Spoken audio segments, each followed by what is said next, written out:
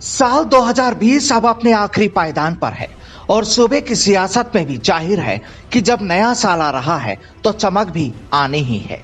लेकिन इतना जरूर है कि आने वाला साल कई नेताओं की सीट भी छीन सकता है तो कईयों को नए साल का तोहफा भी मिल सकता है। अब सुगबुगाहट तो पिछले काफी दिनों से है, लेकिन अब वो अमली जामा पहनाए जाने की शक्ल भी अख्तियार करने में लगा है। चलिए आज आपको इस खास रिपोर्ट में बताते हैं कि आखिर राजस्थान की राजनीति में आने वाले कुछ दिन किस तरह खास हो सकते हैं। जनाब, अभी मलमास चल रहा है। 14 जनवरी को मलमास खत्म होंगे और कहा भी जाता है कि इस दौरान कोई शुभ काम नहीं किए जाते, लेकिन सियासत में कई बार माना भी जाता है और कई बार नहीं भी। और ये हम इसलिए कह रहे हैं कि बस जैसे ही नए साल का कैलेंडर सामने आएगा तो यकीन मानिए राजस्थान प्रदेश कांग्रेस में नए चेहरे सामने आएंगे, यानी पीसीसी की नई कार्यकारिणी का ऐलान हो सकता है। दरअसल सूबे की सियासत अब 3 चरणों में चलने वाली है, क्योंकि हर किसी को मलाई नहीं मिल सकती, लेकिन सबको खुश भी रखना है और असल सियासी रणनीति भी इसी को कहा जाता है। और ये आप अच्छी तरह से जानते हैं कि सूबे के मुखिया अशोक गहलोत सियासी जादूगर हैं, तो उनके लिए ये कोई बड़ी बात भी नहीं। कहने का मतलब किसी को मलाई मिलेगी तो किसी को बस लड्डुओं से ही सब्र करना पड़ेगा। दरअसल पहले पीसीसी में कुछ रूठों को शामिल किया जाएगा और फिर दूसरी पायदान पर राजनीतिक सीट से बाकी बचे रूठों को मनाया जाएगा। और अब बात करें तीसरी सीढ़ी की तो वो होगी मलाईदार, यानी मंत्री की सीट।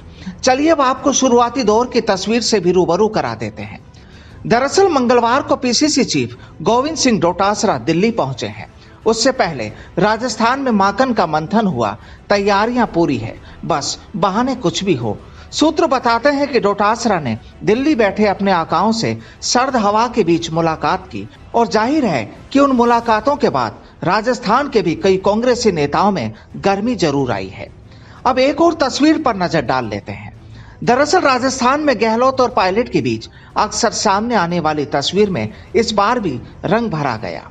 हाल में राजस्थान में माकन ने मंथन किया, हजारों कांग्रेसियों से मुलाकात की, लेकिन पायलट के प्लेन के पास वो नहीं पहुंचे, यानी यहां फिर पायलट और माकन के बीच मुलाकात नहीं हो सकी।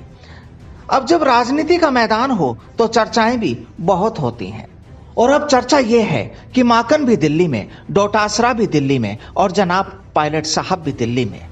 अब आना जाना तो लगा रहता है, क्योंकि जयपुर और दिल्ली में ज्यादा नहीं, केवल 250 किलोमीटर के करीब की दूरी ही है।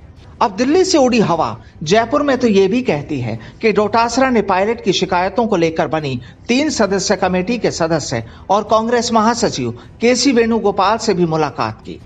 हम ज्यादा नहीं कहेंगे, स्क्रिप्ट का लब्बो-लुआब आप भी समझ सकते हैं। अब बात चली है तो आपको ये भी बता दें कि कांग्रेस ने मार्च अप्रैल में होने वाले विधानसभा उपचुनाव को लेकर भी कमर कस ली है। और हैरानी की बात यह कि इन इलाकों में जिन नेताओं को फतेह करने की जिम्मेदारियां दी गई है उनमें पायलट खेमे का कोई नहीं।